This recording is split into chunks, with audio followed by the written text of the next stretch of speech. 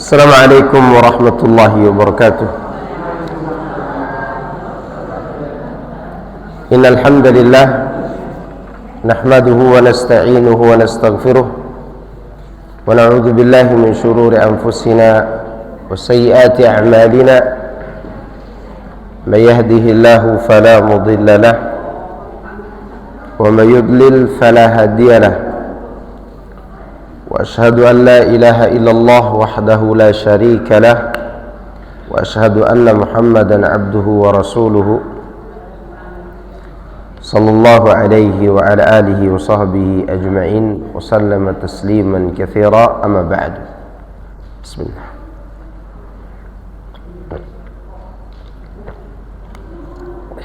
Jemaah sekalian rahimani Allah wa iyyakum. Alhamdulillah, sebentar lagi kita akan memasuki bulan Ramadan, dan Ramadan sudah berada di pelupuk mata. Tetapi tidak ada yang menjamin siapa di antara kita akan sampai ke sana, kecuali Allah Subhanahu wa taala tempat kita memohon. Semoga Allah memberikan kita umur agar kita bertemu dengan bulan Ramadan itu, dan kita diberikan taufik agar bisa mengamalkan amalan yang ada di dalamnya. Kita hanya hamba yang lemah, yang butuh bantuan Allah ketika menjalankan ketaatan. Kita ini hanya hamba yang terbatas kasih sayangnya, kecuali kita mendapatkan rahmat dan kasih sayang Allah dikala kita membutuhkan. Oleh karena itu, kita terus memohon kepada Allah sembari bersyukur terhadap nikmat yang Allah berikan pada diri kita saat ini. Sebagai bentuk syukur kita terhadap sebuah amal, yaitu kita mengilmuinya, dan sebagai bentuk syukur kita terhadap ilmu, yaitu kita berusaha mengamalkannya. Sehingga ilmu dan amal suatu hal yang tidak bisa dipisahkan, dua perkara yang tidak bisa dipisahkan. Tadinya saya ingin melanjutkan pembahasan kitab Syarah Thalathatul Usul, tapi di jalan saya kepikiran sebentar lagi kita akan masuki bulan Ramadan, dan kita akan bahas hal-hal yang berkaitan dengan itu. Karena ilmu itu ada yang dikaji setiap hari dan ada yang dikaji musiman, maka alangkah lebih baiknya ketika musim Ramadan kita membahas tentang puasa, ketika musim haji kita membahas tentang haji, ketika musim Idul Adha kita membahas tentang kurban, agar ilmu itu melekat dan gampang dipahami dan diamalkan. Tapi insyaallah di sore hari ini kita akan bahas rukun Islam yang keempat, yaitu saum Ramadan. Ramadan mungkin tidak asing lagi di telinga kita, tetapi apakah pernah kita mengetahui apa maknanya dan kenapa dia menjadi bulan puasa bagi kaum muslimin, dan apa keistimewaan kaum muslimin yang menerima Ramadan sebagai bulan puasa itu? Ramadan itu seperti namanya, artinya adalah syiddatul hararah, panas yang sangat. Ramadan itu artinya apa? Panas yang sangat, artinya sangat menyengat. Oleh karena itu sebagian Bani Israel tidak terima untuk berpuasa di bulan Ramadan pada zaman itu, karena hari-harinya terlalu panas. Mereka memilih berpuasa di bulan lain walaupun 40 hari, sebulan tambah 10 hari, asal jangan di bulan Ramadan. Maka di situ kita dapat melihat bagaimana keistimewaan para sahabat Nabi. Mereka tidak banyak protes, mau Ramadan, mau Sya'ban, mau Syawal, mau Muharram, mau Dzulqa'dah. Kalau di situ terdapat perintah Allah, mereka akan mengatakan sami'na wa ata'na. Padahal begitu panasnya Ramadan, mereka tetap menerima syariat itu tanpa protes, tanpa mengajukan penawaran. Demikianlah keindahan iman para sahabat. Maka oleh karena itu Rasulullah SAW ketika beliau melaksanakan puasa Ramadan, beliau mengguyur tubuhnya karena terlalu panas. Begitu panasnya beliau selalu mengguyur tubuhnya dengan air. Ini menggambarkan Ramadan itu artinya apa? Hari-hari yang panas. Tapi permasalahan kita di Indonesia, terutama bagian Jawa Barat, mau Ramadan, mau bulan lain, kalau udah datang musim hujan banjir aja. Iya. Dan itu nikmat buat kita di Indonesia. Seharusnya kita lebih banyak bersyukur. Itu pun Indonesia bagian barat sini. Coba Anda ke Surabaya sedikit aja, bagaimana panasnya. Belum lewatin sedikit Pulau Sumbawa, bagaimana panasnya. Maka saya sangat merasakan betapa nikmatnya puasa di tanah Jawa Barat ini, baik di Bogor, Tangerang maupun di Jakarta, dibandingkan dengan puasa di daerah kami sendiri yang ada di timur sana. Sampai air ludah kami pahit gara-gara apa? Panas. Ya, kalau orang ini mengguyur tubuhnya dengan air, kami berenang kayak ubur-ubur di sungai untuk merendam diri. Bahkan ada satu tempat, satu mata air di daerah kami, tempat kami, untuk mendinginkan tubuh di siang hari kalau Ramadannya di musim panas. Maka oleh karenanya bersyukurlah kita di sini puasanya, apalagi kalau malas keluar duduk di dalam AC, iya kan? Kalau AC di rumah tidak bisa dinikmati, maka datang ke masjid nunggu berbuka dengan baca Quran, dan itu nikmat luar biasa. Maka inilah makna Ramadan, makna Ramadan. Kenapa dia dipilih sebagai bulan puasa? Kenapa tidak Dzulqa'dah saja yang dekat dengan bulan haji, atau sebelum Dzulqa'dah yaitu bulan Syawal? Jawabannya karena bulan itu bulan di mana Allah menurunkan Al-Quran dan juga kitab-kitab lainnya seperti Suhuf Ibrahim, Taurat, Injil, Zabur, Al-Quran, ya. Semuanya diturunkan pada bulan Ramadan. Hanya saja Quran diturunkan di malam Lailatul Qadar. Inna anzalnahu fi Lailatul Qadar. Syahrul Ramadan alladzi unzila fihi al-Quran. Maka dari situ kita harus memiliki kesadaran bahwa jangan lupakan Quran di bulan Ramadan, karena dia adalah bulan Quran. Disebabkan Quran turun di bulan itulah karena puasa itu diambil, puasa itu diwajibkan di bulan Ramadan. Maka kata para ulama, seandainya dulu Quran itu diturunkan di bulan lain, contoh Sya'ban, Syawal, Dzulqa'dah, maka kita tidak puasa di bulan Ramadan. Kita akan puasa di bulan kapan Quran itu turun. Maksudnya turun sekaligus. Turun apa? Sekaligus, bukan turun bertahap. Kalau bertahapnya ya di setiap bulan ada. Kalau bertahap, ya kita bicarakan ini turun sekaligus dari sisi Allah ke langit dunia.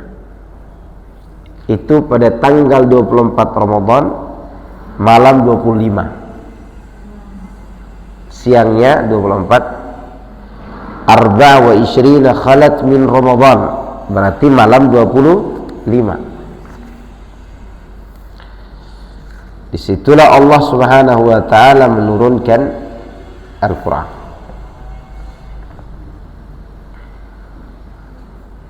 Dalil yang menunjukkan Quran jadi sebab adanya puasa, yaitu firman Allah, faman syahida minkumus syahra, maka barang siapa yang melihat hilal di antara kalian yang melihat hilal, maka falyasum, hendaklah dia berpuasa.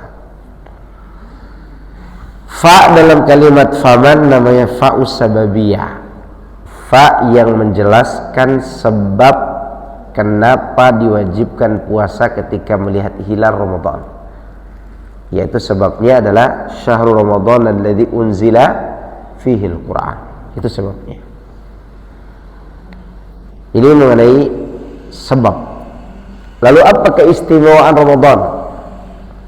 Keistimewaan pertama tadi sudah disinggung, bulan diturunkannya wahyu Allah. Itu poin pertama. Keistimewaan yang kedua yaitu bulan ini di dalamnya terdapat pintu-pintu kebaikan dan ditutup pintu-pintu keburukan. Syukran, jazakallah khair. Ini air kelapa. Karena kalau salah makan harus ada air kelapa.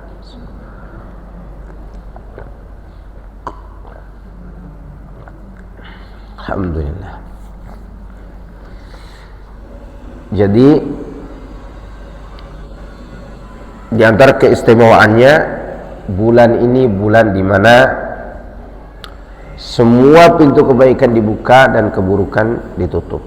Sebagaimana Nabi SAW bersabda, "Idza kana awwalu lailatin min Ramadan suffidatis syayatin wa futihat abwabul jinan wa ghulliqat abwabun niran." Apabila telah tiba malam pertama bulan Ramadan, setan-setan dibelenggu, pintu surga dibuka dan pintu neraka ditutup. Setiap malam ada calon penduduk neraka yang Allah bebaskan dari neraka. Setiap malam, mudah-mudahan ada nama kita yang dibebaskan dari neraka itu. Lihat, setan sudah dibelenggu, berarti pintu keburukan sudah ditutup. Seharusnya kalau datang bulan Ramadan tidak ada lagi pelaku maksiat, ya tidak. Tapi kenapa masih ada? Setannya sudah hilang, setannya sudah dibelenggu, penganut ajaran setannya masih melakukan maksiat. Kenapa?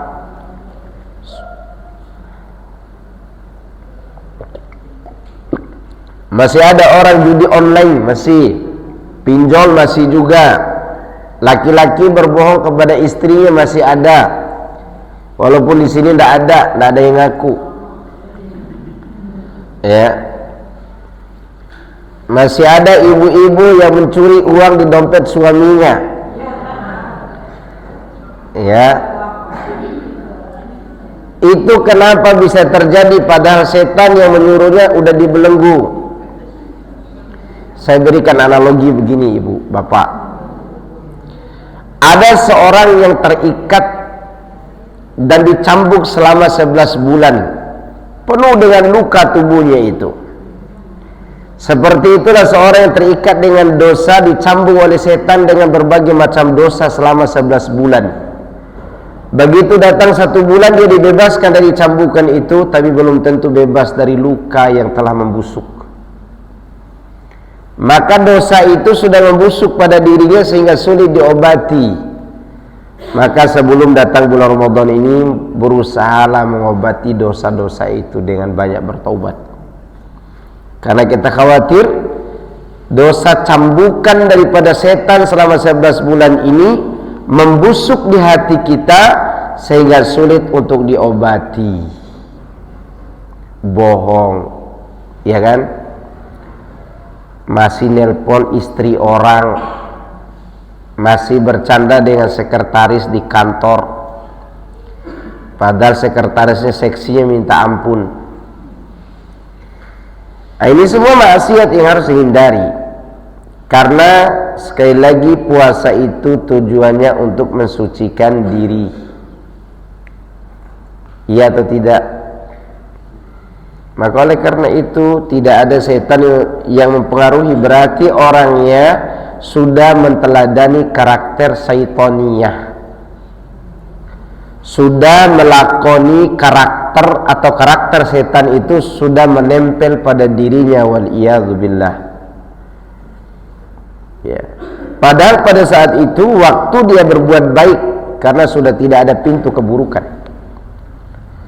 Semoga Allah memberikan kita taufik dan hidayah agar kita menghindari perbuatan-perbuatan buruk itu. Nah, kemudian keistimewaan yang lain bulan itu di dalamnya ada malam Lailatul Qadar. Malam Lailatul Qadar itu lebih baik daripada 1000 bulan. 1000 bulan berapa tahun? 83 tahun. Berapa bulan? 4 bulan ya?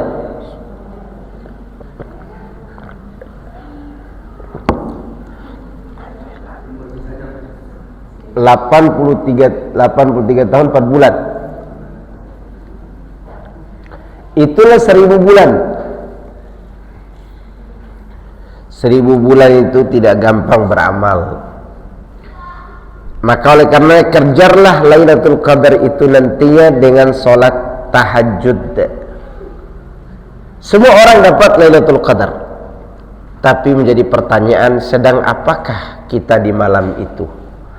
Kalau kita sholat tahajud atau sholat taraweh, dapat keutamaan 1000 bulan tadi, lebih baik daripada 1000 bulan.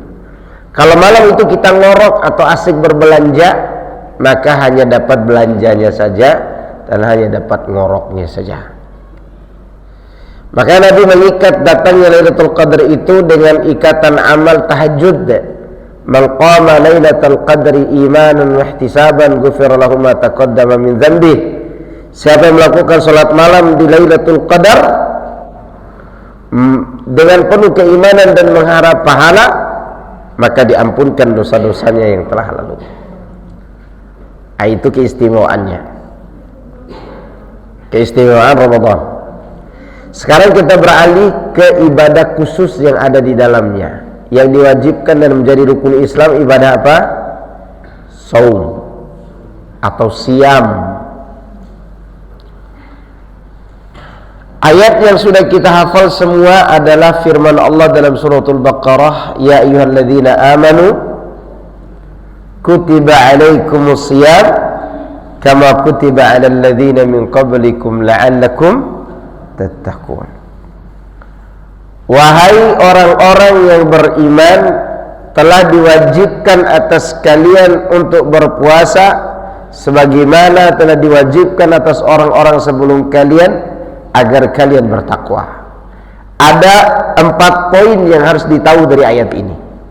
Pertama, panggilan ya ayyuhalladzina amanu. Yang kedua, penetapan kewajiban puasa atas kita. Yang ketiga, telah diwajibkan sebelum kita. Yang keempat, apa tujuan puasa? La'allakum tattaqun. Kita bahas puasa. Kalau berbicara tentang mampu menahan lapar dan dahaga, orang Hindu pun bisa melakukannya. Orang ateis pun bisa melakukannya. Orang selain Muslim pun bisa melakukan menahan lapar dan dahaga. Dari mana kita tahu? Dari istilah puasa. Dari istilah apa? Puasa. Istilah itu adalah dari bahasa Sanskerta, bukan dari bahasa Indonesia. Kalau dia bahasa Sanskerta, berarti diamalkan nggak oleh agama lain? Iya. Puasa. Puasa bahasa Indonesia apa? Menahan dari yang diinginkan oleh syahwat. Itu arti apa? Puasa. Oke? Itu arti dari puasa. Puasa itu bukan bahasa Indonesia, tapi bahasa apa tadi? Sanskerta. Berarti penganut ajaran agama lain juga melakukan hal yang sama. Bedanya kita dengan penganut ajaran lain adalah awal ayat dan akhir ayat. Awal ayat apa? Ya ayyuhalladzina amanu. Kita berpuasa karena beriman kepada Allah dan hari akhirat. Yang tujuan dari puasa itu adalah la'allakum tattaqun. Begitu ikhwan. Jadi kalau ada orang yang sudah berpuasa tapi gemar berbuat maksiat, yang salah puasanya atau imannya? Itu dia. Yang salah imannya. Karena orang yang tidak beriman pun bisa berpuasa, begitu maksudnya. Bahkan saya pernah menemukan ibu-ibu murtad tapi dia puasa. Berpuasa gara-gara puasanya dia murtad. Dan dia cerita sendiri ibu ini. Dia puasa 3 hari 3 malam demi mendapatkan uang dari Nyi Roro Kidul, Ratu Pantai Selatan, dan dia harus menyembah setan di malam itu. Maka dia mengaku, akhirnya pun dia masuk Islam kembali. Saya suruh dia masuk Islam. Dan dia berpuasa 3 hari 3 malam. Mampu dia lakukan? Mampu. Tapi puasanya berdasarkan keinginan mendapatkan harta. Ada orang berpuasa agar mendapatkan ilmu kanuragan? Ada. Ada orang berpuasa untuk mendapatkan AWW? Ada. Ada.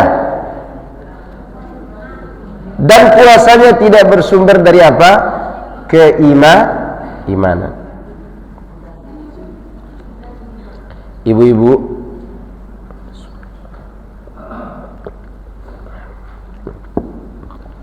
jangan ngobrol sendiri di belakang. Jadi bisa hilang hafalan saya nanti. Jadi semua orang bisa melakukannya. Bahkan saya pernah melihat seorang ateis berpuasa. Waktu tahun 2008 ini saya pernah bertanya kepada seorang ateis tentang Tuhan. Kata dia, Tuhan itu tidak ada. Kata dia begitu. Tapi waktu itu dia berpuasa. Ente tidak makan? Saya bilang begitu. Enggak, saya lagi puasa, kata dia. Kenapa ente puasa? Untuk menyelamatkan ibu saya yang sudah mati. Dan kenapa dia kalau sudah mati takut disiksa? Kan tidak ada Tuhan, saya bilang begitu. Ternyata naluri mengatakan Tuhan itu ada. Jadi dia lagi berpuasa, bayangkan. Apakah puasanya bermanfaat? Tidak. Tidak ada gunanya puasa orang yang tidak membangun puasanya dari keimanan menuju kepada ketakwaan. Ya, dari keimanan menuju ke mana? Kepada ketakwaan. Maka oleh karena itu, orang yang berhasil membangun puasanya dari iman menuju kepada ketakwaan akan mendapatkan sederetan keutamaan demi keutamaan. Apa nama pintu surga bagi orang yang puasa, bapak-bapak, ibu-ibu? Ar-Rayyan. Namanya apa? Ar-Rayyan. Pintu surga ini hanya untuk orang berpuasa yang kita sebutkan tadi, mulai dari iman berujung pada takwa. Allah Subhanahu wa taala mengatakan kullu amal ibni Adam lahu. Setiap anak Adam amalannya bagi dia. Satu kebaikan dibalas menjadi 10 kali lipat sampai 700 kali lipat. Allah berfirman, illa siyam, kecuali puasa. Wa ana ajzi bih, aku akan memberikan sendiri. Allah bisa aja menisbatkan semua amal hak dia, tapi kenapa puasa saja yang dia klaim? Jawabannya, puasa itu adalah amalan yang dapat memberikan efek baik kepada seorang sehingga dia bisa terlatih menjadi orang yang ikhlas.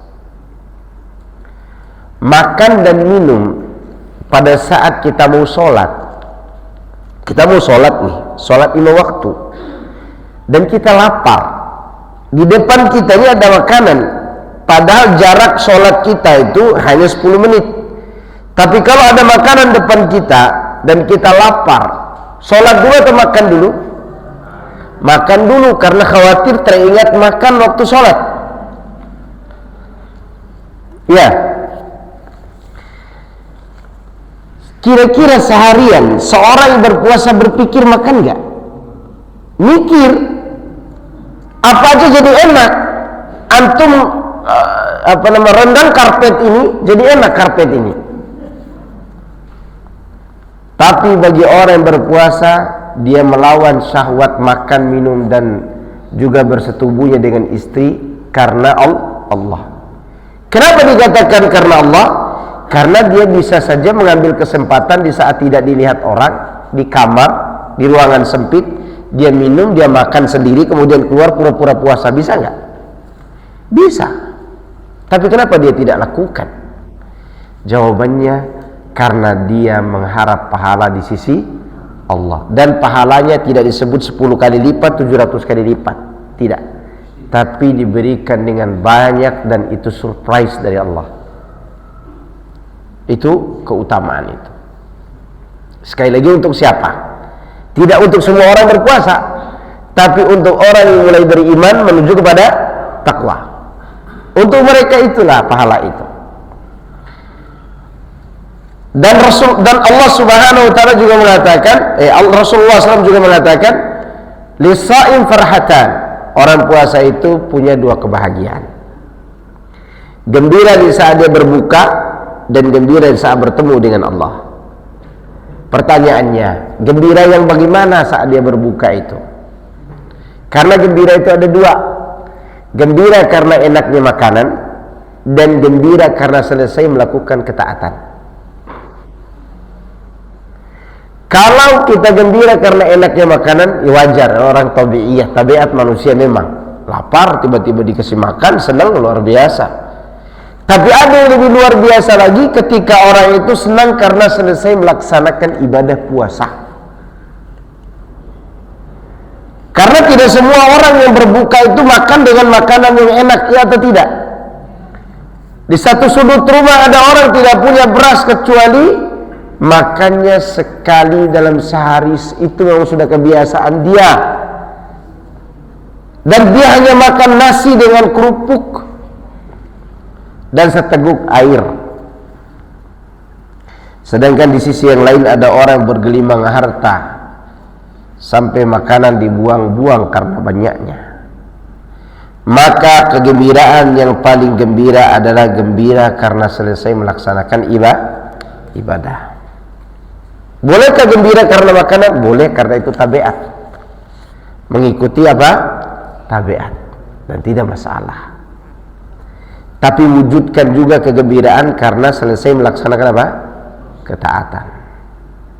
Itu taat puasa.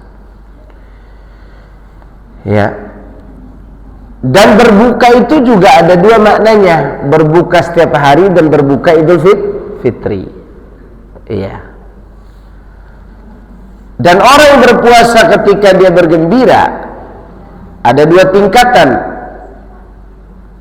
Dia berpuasa karena mengharap ridho Allah, tapi masih juga bergembira dengan terjadinya Idul Fitri.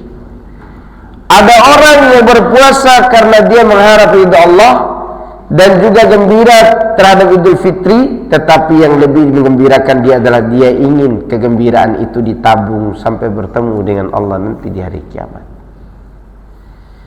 Itulah yang kita harapkan dari puasa kita. Ya. Kemudian ternyata orang-orang yang berpuasa pun tidak sedikit yang diancam. Tidak sedikit yang diancam.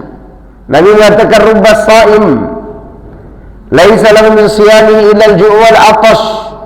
Berapa banyak orang yang berpuasa tapi dia tidak memperoleh apa-apa dari puasanya kecuali apa? Lapar dan dahaga atau haus. Kenapa? Karena dia tidak meninggalkan apa-apa yang membuat dia sia-sia. Apa saja harus ditinggalkan? Dengarkan.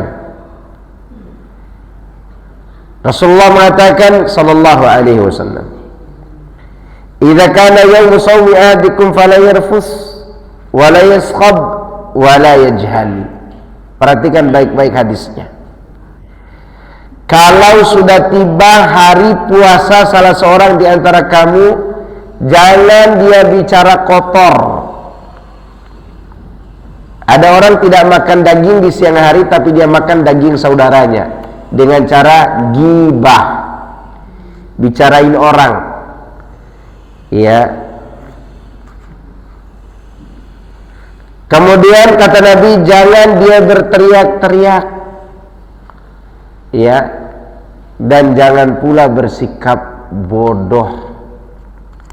Termasuk sikap bodoh di sini, sering-sering nonton stand up komedi ketika puasa. Karena orang yang stand up komedi itu tidak lepas dari kebohongan. Berarti Anda juga ikut menonton kebohongan. Nunggu buka Pak Ustadz biar ketawa ke TV, baca Quran. Di HP Anda ada Quran dan ada video. Karena Nabi mengatakan wala yajhal, jangan bersikap bodoh. Kira-kira orang-orang yang melakukan stand up comedy itu, dia bisa lucu nggak tanpa kebodohan? Nggak bisa. Dia harus bersifat bodoh baru bisa melucu. Maka oleh karena itu ini peringatan. Saya tidak main-main dengan hal ini. Saya harus ingatkan. Ya. Karena orang-orang yang melucu itu dia banyak bohongnya. Nabi mengatakan, "Man lam yada' qaula az-zur wal 'amala bi falaysa lillahi hajatun min an yada'a ta'amahu wa syarabah." Siapa yang tidak meninggalkan ucapan dusta dan berbuat dusta, maka Allah tak butuh dia tinggalkan makan dan minumnya. Allah tidak butuh kita tinggalkan makan dan minum itu. Yang Allah inginkan adalah bagaimana makan dan minum yang kita tinggalkan itu menyempitkan ruangan setan yang mengalir di darah kita, sehingga kita tidak terbiasa dengan kebohongan lagi. Bohong orang-orang yang melucu itu, bohong atau tidak? Bohong. Kok kita ikut nonton? Itu pertanyaan seorang mukmin. Dia harus pelit, orang mukmin itu pelit waktu. Apalagi waktu bulan Ramadan ini hanya datang sekali setahun. Masa disia-siakan juga dengan hal yang sama seperti kita lakukan di luar Ramadan? Kapan waktu kita mensucikan diri kalau begitu? Kalau tingkah laku kita cuma sama saja. Karena Nabi selalu mengancam tadi. Dan lebih mengerikan lagi adalah ketika kita berpisah dengan Ramadan, tidak ada satu dosa pun yang diampuni. Itu yang mengerikan. Nabi pernah naik anak tangga, anak mimbar. Dia katakan amin, naik lagi amin, naik lagi amin. Para sahabat heran, ya Rasulullah, tadi kami mendengar engkau ucapkan amin, amin dan amin. Ada apa ya Rasul? Oh, tadi Jibril datang berdoa. Doanya begini, celaka, semoga celaka bagi seseorang yang bertemu dengan Ramadan lalu dia berpisah darinya, tidak ada satu dosa pun diampuni oleh Allah. Aku katakan amin. Semoga celaka bagi seorang yang mendapati salah satu kedua orang tuanya atau salah satu dari keduanya, tapi tidak memasukkan dia ke dalam surga. Aku katakan amin. Semoga celaka bagi seorang yang mendengar namaku disebutkan tapi dia tidak mengucapkan salawat. Aku katakan amin, kata Rasulullah. Yang mengerikan di sini didoakan Jibril, diaminkan oleh Rasul. Di antaranya orang yang tidak bisa memanfaatkan Ramadan untuk mendapatkan ampunan Allah. Maka tunjukkan bahwa kita ini beriman. Tunjukkan bahwa kita ini mengharap pahala di bulan Ramadan dengan cara menjauhi hal-hal yang bodoh tadi. Kebohongan, kedustaan, termasuk ibu-ibu yang masih banyak mencurigai suaminya. Karena curiga itu perkataan yang paling dusta. Kata Nabi, iyyakum wadh-dhann fa inna dhanna akdzabul hadits. Hati-hati dengan prasangka buruk, karena prasangka buruk itu adalah sedusta-dusta ucapan. Kalau kepada tetangga saja kita tidak boleh suudzon, maka lebih lagi kepada pasangan hidup, apalagi di bulan Ramadan. Hati-hati. Ya, makanya suami, ibu-ibu dijamu dengan baik kalau dia pulang, dikasih bekal kalau dia berangkat. Bekalnya adalah doa. Jangan berangkat mau kemana, pulang tanya dari mana, itu salah. Nabi tidak pernah ditanya oleh istri-istrinya kayak gitu.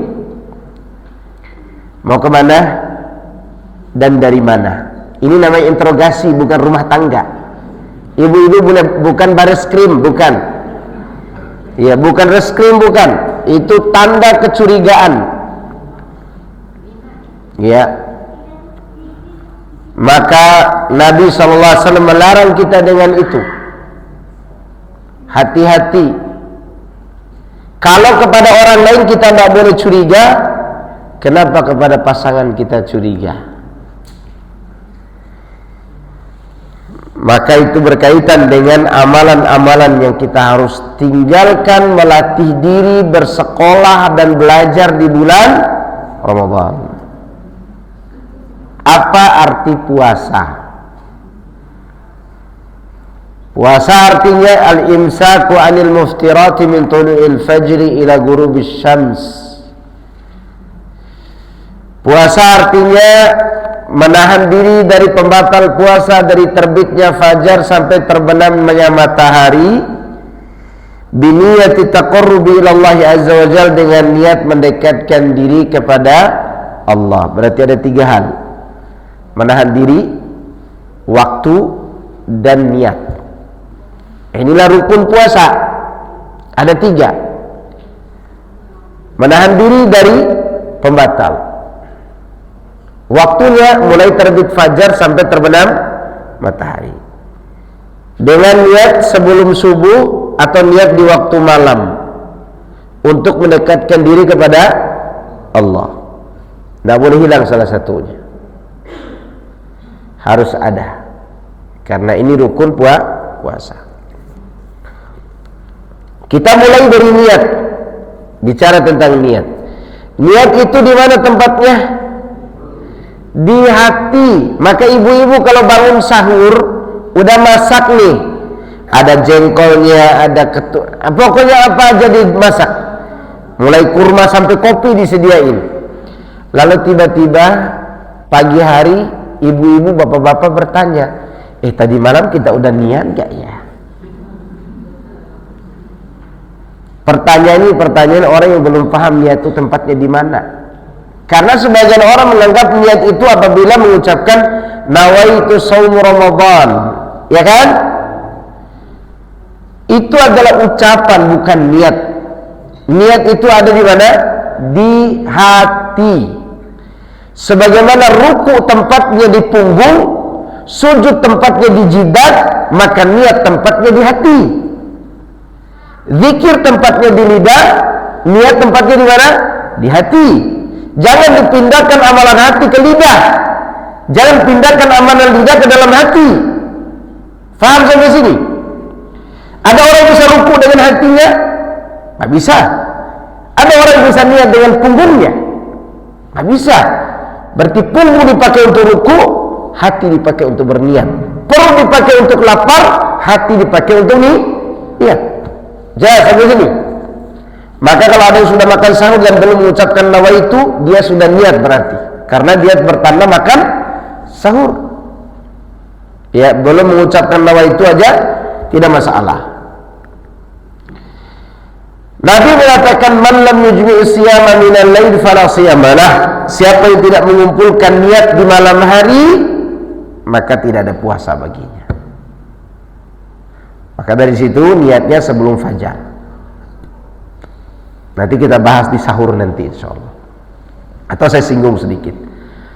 Kapan selesai waktu sahur?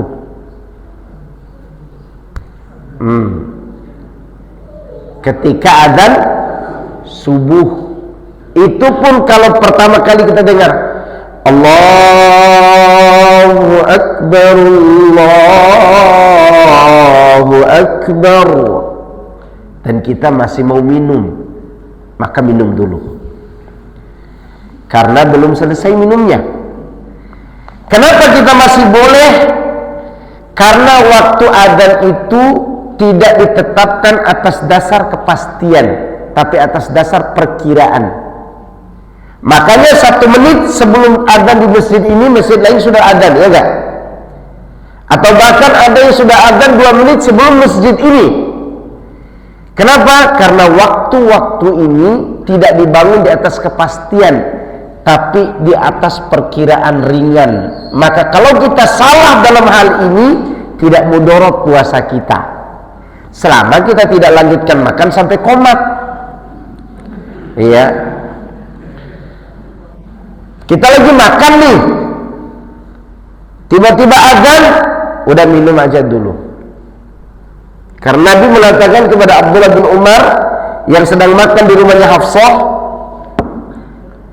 dia lagi makan dan dia mau minum, tiba-tiba Bilal azan, dia letakkan gelasnya.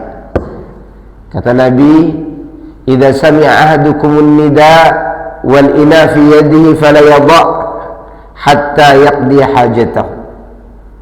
Siapa yang mendengar adzan sedangkan gelas air minum ada di tangannya, jangan dia letakkan air itu sampai dia selesaikan hajatnya dulu. Berarti tidak berlaku imsak itu.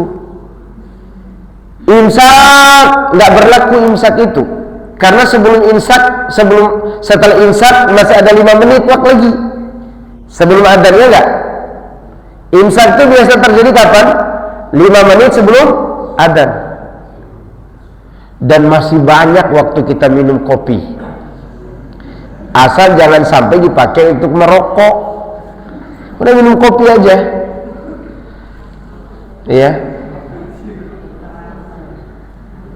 Karena waktu yang diberkahi oleh Allah di saat sahur itu waktu imsak itu sendiri. Maka imsak ini kalau diartikan untuk menghentikan makan dan minum, maka ini adalah perbuatan zalim, menghentikan orang makan dan minum pada saat masih dihalalkan untuk makan. Orang yang menghentikan orang lain makan gara-gara imsak, berarti dia mengharamkan yang dihalalkan Allah. Hati-hati, ini bukan perkara kecil, ini perkara besar. Wong Nabi berkata kepada Abdullah bin Umar yang mau minum pada saat dia dengar adzan, masih dibolehkan. Tapi jangan jadikan kebiasaan nunggu adzan dulu baru minum, jangan. Ya, namanya saja perkiraan. Namanya apa? Perkiraan ringan waktunya itu, gitu. Maka oleh karena itu lanjutkan puasanya. Sampai kapan boleh puasa? Sampai terbenam matahari. Karena kalau kita nunggu muadzin adzan dulu, muadzin itu dia berbuka dulu baru adzan, ya enggak? Belum lagi muadzinnya itu sudah sepakat, kita berbuka hari ini pakai tahu goreng, tempe goreng, kemudian kurma. Lama dia kunyah dulu baru dia adzan. Sedangkan di rumah ibu-ibu lagi menunggu kapan adzannya ini. Ya. Maka kalau sudah terlihat waktu, ini udah masuk maghrib, kalau dilihat waktu tapi belum adzan, udah berbuka sudah. Karena waktu berbuka pun dibangun di atas perkiraan. Perkiraannya, oh ya ini sudah masuk waktu. Paham nggak sampai sini? Kan jam itu udah jelas. Kalau sekarang, dulu nggak jelas jam aja. Para sahabat memperkirakan. Bahkan sampai ada salah perkiraan. Suatu hari Nabi SAW berpuasa, waktu saya tiba matahari udah nggak ada, ya udah berbuka aja. Karena nggak ada jam kan waktu itu. Tidak lama kemudian matahari ternyata nongol kembali, belum terbenam sempurna. Ya, apa puasa mereka batal? Tidak. Mereka lanjutkan dulu puasa sebentar baru berbuka lagi. Itu menunjukkan waktunya diperkirakan.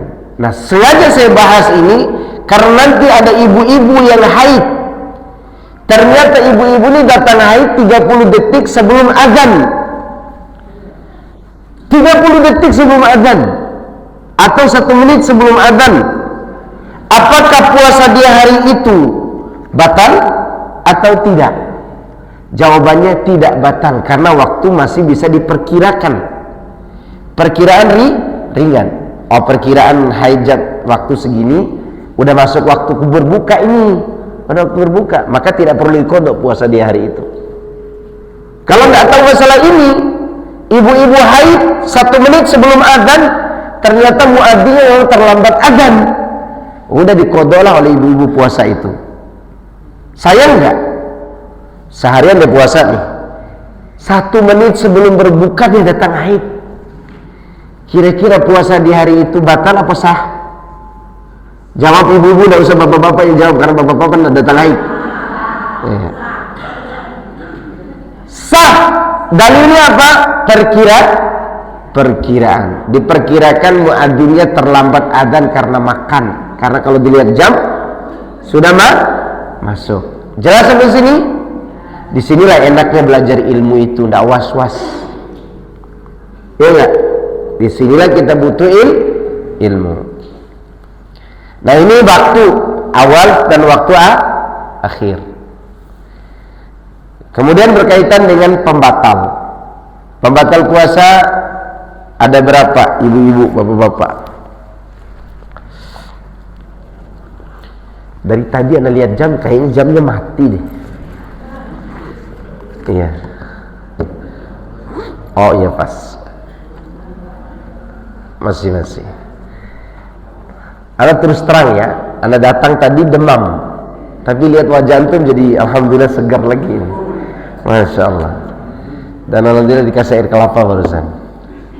Nah, lagi gemetar badan tadi gimana? Iya, turun dari motor masih gemetar tadi. Nah, sekarang pertanyaannya adalah apa saja pembatal puasa itu? Karena Anda tidak perlu terlalu banyak membahas poinnya karena ini sudah biasa dibahas. Apa pembatal puasa yang pertama?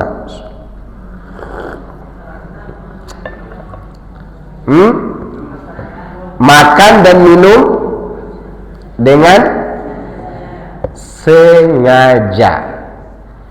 Berarti kalau tidak sengaja, bukan belum lagi, tidak batal puasanya, bahkan harus disyukuri. Karena Nabi mengatakan, man nasiya wa fa'akala aw shariba wa sha'im falyutimmu shawmahu fa innama at'amahu Allahu saqahu. Siapa yang puasa dia lupa makan dan minum setelah itu, maka dia sempurnakan puasanya karena tadi dia sedang diberi makan dan minum oleh Allah. Lanjut. Tapi jangan lanjut makannya, lanjut puasanya kalau udah ingat. Ya. Nggak ada orang, betul bapak-bapak. Dan ini terjadi pada diri saya. Kalau hari pertama mungkin wajar. Ini 3 hari sebelum Lebaran saya lakukan. Waktu itu istri Ana lagi hamil. Ya namanya istri Ustadz hamil terus gitu kan. Ya. Waktu itu dia butuh minum sari kurma karena dia kan lagi hamil. Namanya ibu-ibu kan minumnya seadanya, minum dikit simpan. Oh salah, bukan begitu cara minumnya. Saya buka yang masih baru, buka tek, minum klek sampai habis. Sampai habis saya minum siang hari itu. Jam 10 saya ingat. Istri Ana tertawa. Kok kamu tertawa? Kan lagi puasa abang minum tadi. Alhamdulillah. Lolos. Karena dia ingatkan saya setelah selesai 1 botol. Dia pun bingung mau melarang saya lagi klek gitu kan. Iya. Itu menunjukkan bahwa lupa itu kapan saja bisa terjadi. Tapi kalau sebulan lupa terus, disengaja namanya itu. Atau dia udah pikun memang. Iya. Jadi lupa ini adalah nikmat dari Allah Azza wa Jalla di satu sisi. Maka makan dan minum dengan sengajalah yang batalkan puasa. Kalau tidak sengaja, insya Allah bahkan kita dapat pastikan puasanya sah. Lanjutkan puasanya. Gitu. Kemudian yang kedua, apa yang kedua? Berhubungan suami istri. Berhubungan suami istri yang dimaksud di sini bukan bercumbu saja, bukan bercumbu. Bercumbu boleh, terutama yang usianya sudah senja, terserah mau bercumbu bagaimana terserah. Ya kalau yang masih muda disuruh hati-hati. Bercumbu itu dibolehkan, yang tidak boleh itu berhubungan suami istri di siang hari. Oke. Siapa yang melakukannya, maka kafarahnya dia bayar puasa 2 bulan berturut-turut. Kalau tidak sanggup, kasih makanan 60 orang miskin. Baik, pertanyaan begini. Ada pengantin baru nikah di bulan Sya'ban. Masuk bulan Ramadan, mereka tidak tahan di siang hari. Oke? Lalu suami istri berkata kepada pasangannya yang udah kebelet ini, kita touring aja ke Cianjur gitu. Dari sini ke Cianjur kan safar. Kalau safar boleh berbuka. Udah berangkatlah mereka berdua sampai ke Cianjur, sewa hotel. Di siang hari mereka lakukan itu. Apakah mereka melakukannya dengan cara yang benar atau salah? Benar atau salah? Dari mana sisi salahnya? Mencari celah. Ini namanya mencari kesempatan dalam kesempitan.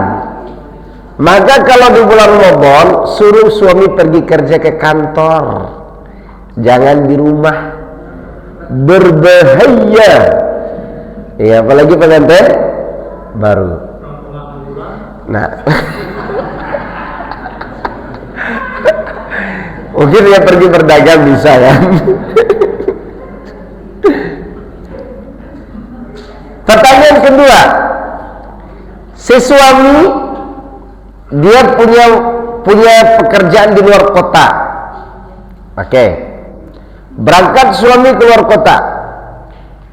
Dia ada meeting di mana anggap ada di Cianjur gitu. Istrinya ngomong, "Boleh ikut nggak, Bang?" Boleh. Ikutlah istrinya. Di sana mereka dapat kamar pribadi berdua. Suaminya memang mau pergi safar untuk meeting, bukan untuk itu. Ternyata di sana dia memilih untuk tidak berpuasa. Boleh nggak mereka berhubungan? Boleh atau tidak? Ini udah senyum-senyum aja ini yang laki-laki. Boleh, karena dia bukan itu tujuannya. Tujuan dia pergi meeting.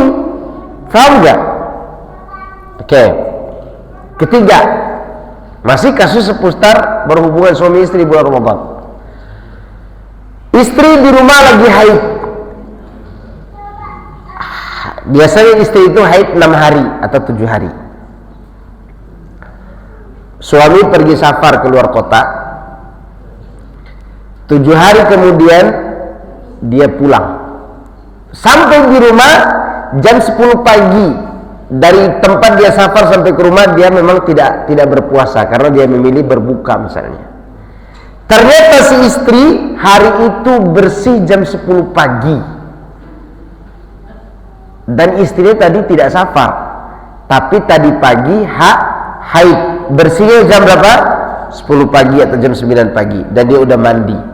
Pas suaminya pulang, ini udah di rumah nih, bukan safar lagi. Tadi dari jalan, dari tempat jauh ke rumahnya, suaminya tidak puasa memang. Sampai di rumah, istrinya kasih kode. Gitu nih katanya. Kenapa? Saya baru bersih tadi, kata dia gitu. Ini suami karena udah tahu ini kode, boleh nggak mereka berhubungan berdua di rumahnya? Yang tidak boleh berarti rugi itu. Boleh atau tidak? Boleh, karena dia memang halal, karena dia tidak puasa hari itu. Yang lakinya tidak puasa karena safar, yang perempuannya tidak puasa karena haid. Qadarullah haidnya bersih di jam 10 pagi, masih siang hari. Boleh nggak mereka berhubungan? Boleh. Disinilah keuntungan belajar. Kalau tidak belajar, mana ada yang mengatakan boleh. Tapi sayang bapak-bapak mengetahuinya sudah umur senja. Itu masalahnya. Iya. Ya, yang beruntung itu yang muda-muda. Kata bapak-bapak, kenapa tidak dikaji sejak dulu gitu kan? Karena bapak-bapak ini banyak yang pernah meeting luar kota, begitu balik istrinya baru bersih, ya enggak? Apalagi ini perumahan NUK kan, orang-orang yang biasa keluar kota sebagiannya gitu.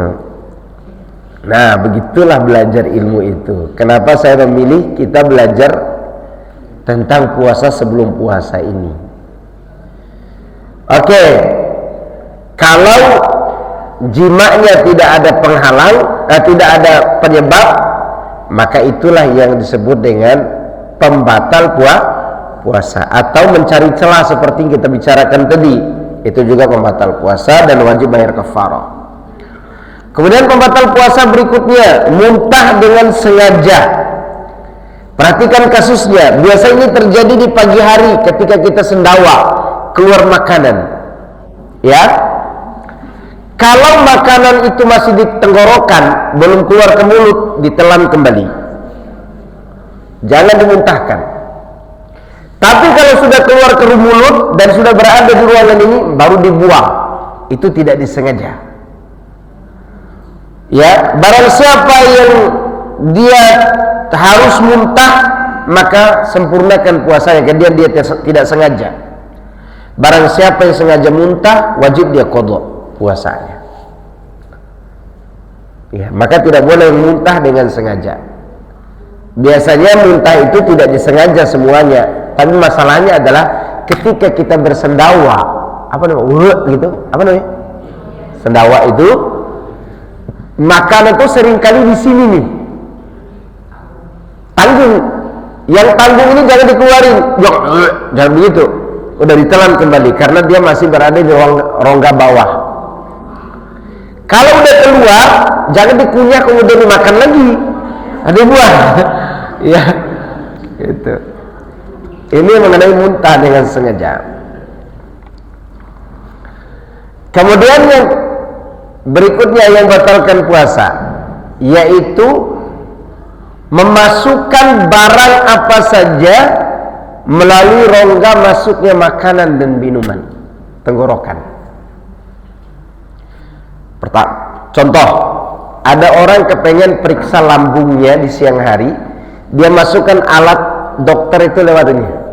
Kan ada yang dipakai untuk senter. Apakah memasukkan alat itu lewat tenggorokan yang batalkan puasa? Batal atau tidak?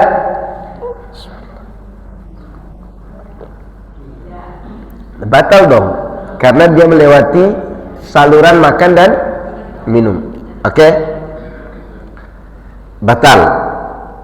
Kalau dia bertanya, kan dia tidak makan Pak Ustadz. Oke, bagaimana kalau orang itu telan kelereng?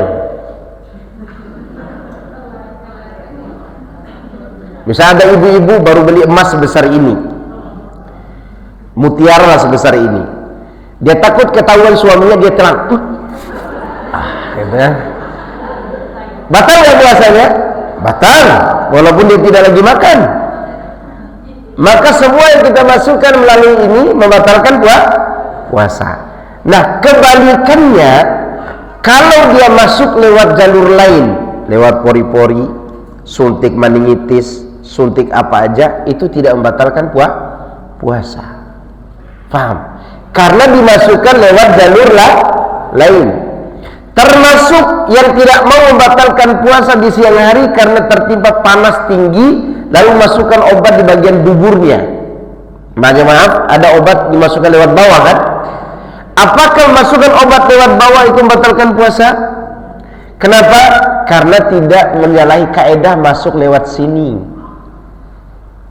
Kan kaedah batal itu kalau masuk lewat sini, kalau masuk ke lambung. Lagian juga orang kalau masuk lewat bawah bukan ke lambung masuknya, iya ke usus.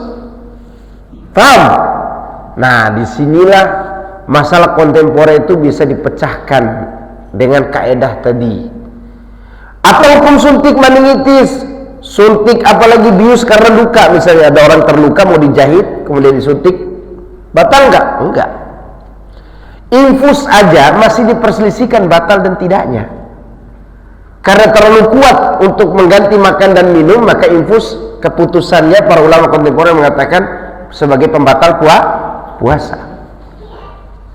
Dan itu pun masih terjadi perselisihan panjang di antara mereka. Maka oleh karena itu, pahami kaidah pembatal tadi, insya Allah kita tidak akan was-was dalam menjalankan puasa. Nah itu dia. Suntik, apa sih satu tuh? Meningitis, apalagi insulin, ya termasuk insulin, tidak masalah. Orang insulin, gitu. Jelas?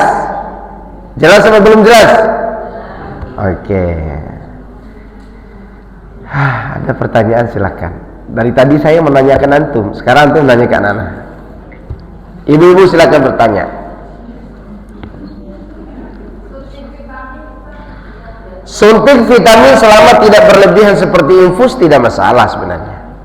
Walaupun ada yang permasalahkan, sekali lagi suntik itu pada dasarnya dia memasukkan sesuatu lewat lain. Makanya bapak-bapak yang lagi pahit-pahit ludahnya, karena panas, coba Anda berendam. Terasa nggak di tenggorokan ini? Karena memang air itu masuk lewat pori-pori dan itu tidak bermasalah. Tubuh kita dingin nggak ketika berendam?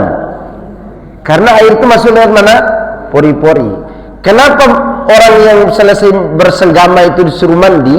Karena air itu masuk lewat pori-porinya untuk menyegarkan kembali tubuhnya selesai berhubungan suami istri. Berarti air bisa masuk ke tubuh kita? Bisa. Makanya membatalkan puasa itu kalau masuk lewat atas. Gitu. Maka apa aja lewat lain tidak batal. Nah pertanyaan begini, bagaimana kalau habis kumur-kumur berwudu siang hari? Tadi kan rasa ludah yang pahit, begitu selesai wudu udah rasa air aja di dalam mulutnya enggak? Masih air nih, gitu lagi kan? Masih air nih. Begitu sholat zuhur karena dia tidak tahu ilmunya, Allahu Akbar, air di mulut, sampai banyak segini.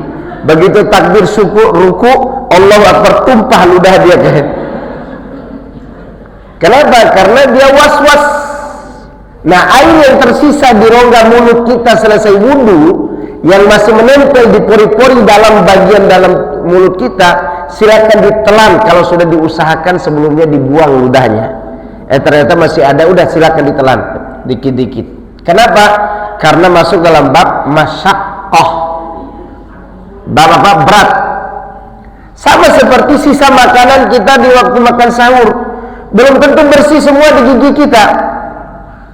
Ada aja bercak-bercak yang masih masuk ke dalam. Maka itu tidak mudaratkan puasa. Karena ada orang selesai wudu gitu kan, ngapain, kasihan mulutnya. Cukup sekali dua kali aja dibuang. Setelah itu sudah kayak biasa aja kita dengan air liur dan ludah kita sendiri. Gitu. Asal jangan waktu berwudu tuh yang dipakai kumur-kumur kopi manis, jangan gitu pak gitu. Itu sengaja.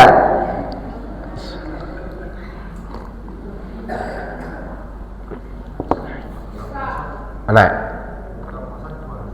yang masak boleh dia mencoba makanannya, asal jangan ditelan ke dalam. Kan manis dan asam, asin dan semuanya di mana tempatnya? Lidah. Semua makanan itu bedanya di lidah. Antara yang basi dengan yang baru, kalau dimasukkan langsung ke kerongkongan, tidak ada bedanya. Bedanya ketika dapat penyakit atau tidak, itu aja. Maka merasakan di lidah boleh, dan kemudian dibuang. Jangan begitu dirasakan, nah itu batal puasanya. Silakan ibu-ibu.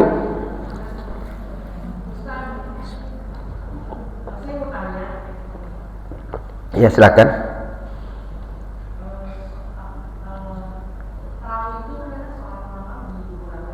Iya.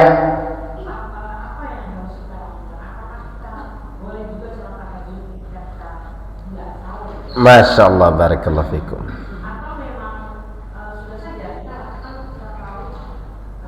bersama imam. Baik, barakallahu fikum. Tarawih. Tarawih itu istilah yang tidak ada dalilnya, tapi istilah dibuat di zaman tabi'in. Tarawih itu artinya adalah jamak dari kata tirwah, istirahat. Artinya apa? Istirahat. Tapi mana istirahatnya Ustaz? Sholatnya panjang tuh tarawih, ya kan? Nah, gini cerita. Mau diceritakan nggak? Oke, supaya kita dapat wawasannya. Hadisnya tidak menyebut tarawih, tapi hadisnya menyebut qiyamul lail. Artinya tahajud. Tahajud yang berjamaah di bulan Ramadan. Oke? Tahajud, qiyamul lail, tarawih itu satu, nggak beda. Nah, istilah tarawih itu terjadi di zaman tabi'in di Mekah. Karena sholat tarawihnya panjang, setiap 4 rakaat ada istirahatnya. Maka istirahatnya inilah yang mereka sebut dengan tirwah. Sehingga istilah ini jadi istilah tersendiri buat sholat ini. Jadilah sholat tarawih sholat yang ada waktu istirahatnya karena panjang. 2 rakaat pertama, 2 rakaat kedua itu panjang-panjang tuh. Setelah 4 rakaat karena terlalu panjang dan capek, mereka adakan waktu istirahat, dan waktu itu mereka gunakan untuk tawaf di Ka'bah. Maka jadilah sholat itu menjadi sholat tarawih, sholat yang ada jeda istirahatnya. Nah, sekarang apa mau diistirahatkan? Bacanya pendek-pendek, iya kan? 10 menit, 20 menit selesai. Dulu waktu kami di pondok, sholat tarawih kami itu 1 juz dalam semalam. Bahkan pernah terjadi di satu sholat, Syekh namanya Syekh Kamal namanya, dia baca 5 juz di malam 27 Ramadan. Itu antum bayangkan 5 juz seperti orang berdiri di atas awan. Iya. Mulai sholat jam 9 malam, berakhir jam 3 pagi. 5 juz. Di situ ada waktu istirahatnya. Waktu istirahatnya kita gunakan tidur. Begitu mau lanjut lagi, bangun, kemudian kita wudhu lagi, sholat lagi. 5 juz bayangkan. Ya, Anda bayangkan setengah juz aja. Siapa jadi imam? Ustadz Maskur, berapa juz? Setengah juz, kita cari masjid lain yuk. Mana mau diistirahatkan gitu loh.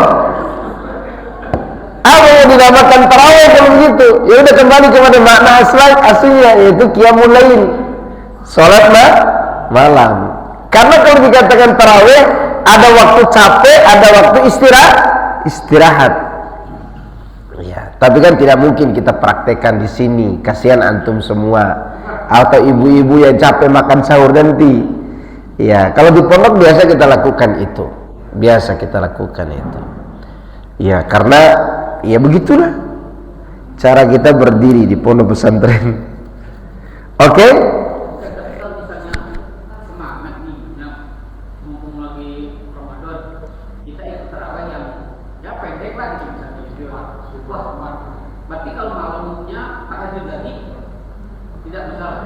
Malamnya tahajud lagi, barakallahu fikum. Nah, disitulah sisi perselisihan para ulama.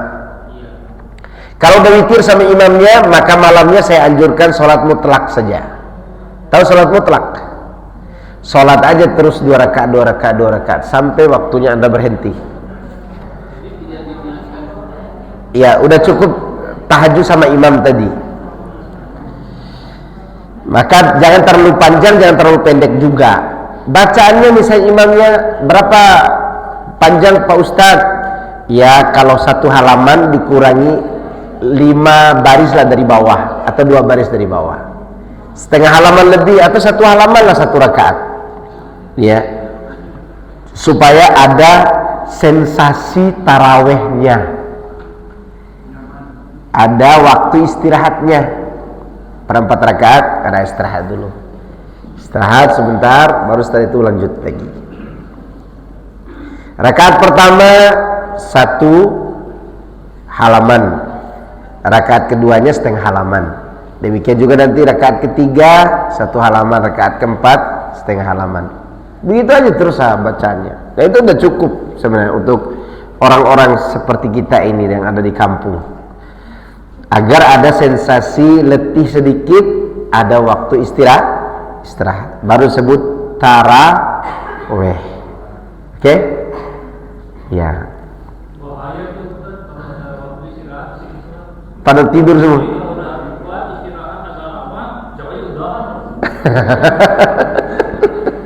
Jangan agak lama, bentar aja. Oke, cukup ya. Cukup? Kurang. Saya kira cukup dulu ya. Subhanakallahumma bihamdika asyhadu an la ilaha illa anta astaghfiruka wa atubu ilaik. Assalamualaikum warahmatullahi wabarakatuh.